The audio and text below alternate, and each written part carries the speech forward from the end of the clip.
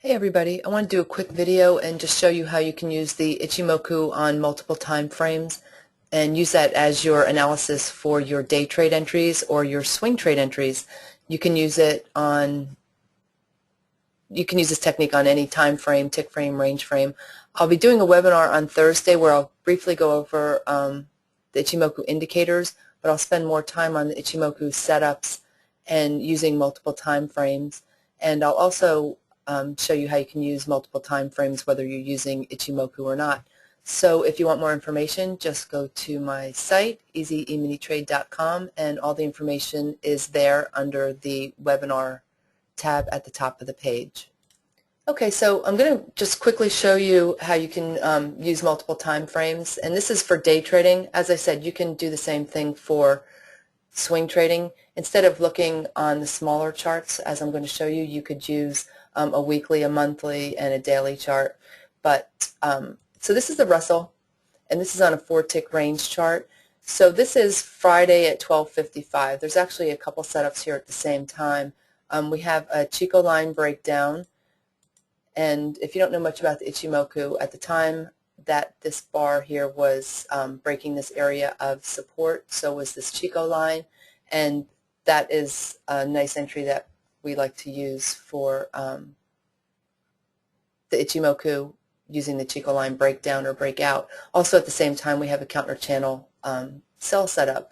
So in looking at this, we know that we've got a floor trader pivot area below us here at 53.50, but how you could determine how much room you have in the way of this trade, how much room you have below you, is you can look at multiple time frames. So as I said, this is a 4-tick range chart, and here are the Ichimoku indicators on a 2-minute chart up here to my left, 5-minute below that, a 15-minute, you can use a 10-minute, a 12-minute, whatever you like.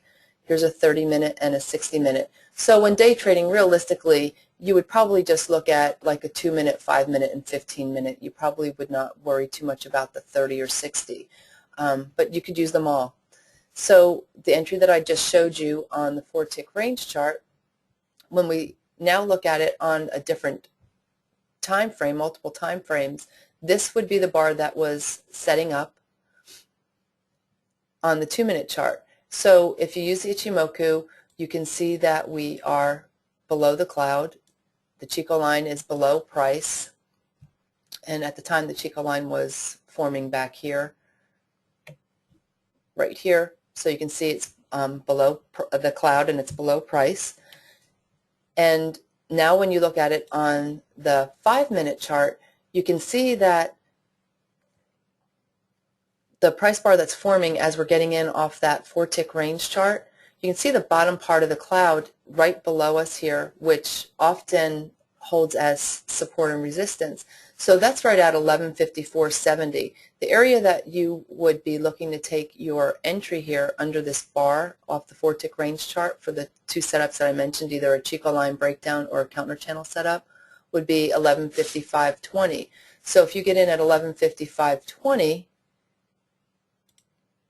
and you look at this 5-minute chart and you can see this area of support where you might get stuck at, you could just say to yourself, okay, well, if I take that entry off the 4-tick range chart, I have to be aware that I've got support at 1154.70. So if I can't get through that area, then that's what I'm going to wind up with as my target. But obviously if you can get through the area, then you can look for bigger targets. So you can see that it did manage to get through the cloud here. When you look at it at the 15-minute chart, on the 15-minute chart, on that same bar, you could see below the area of this bar here, we have the cloud, which is at 1150.40.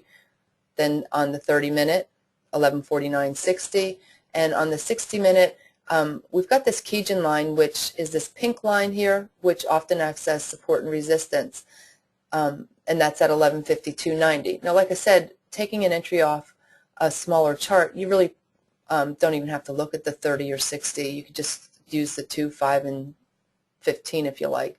So you take the entry, and again, you're being aware of the 54.70 area. Once you get through that, then you could then take your first target, move your stop to a tick better than your entry, and then try to trail for a runner.